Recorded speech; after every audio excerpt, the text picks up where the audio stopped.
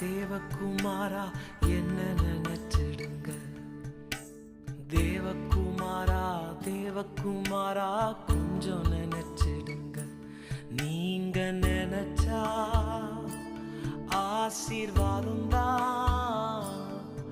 என்ன மறந்தா எங்கே போவேன்னா, நீங்க நினைச்சா ஆசீர்வாதம் தான்.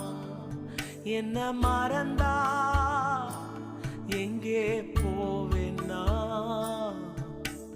தேவகுமாரா தேவகுமாரா என்ன நினைச்சிடுங்க.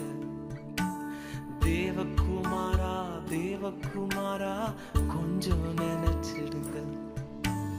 உடைந்த பாத்திரம் நான், அது உமக்கே தெரியும். தேவ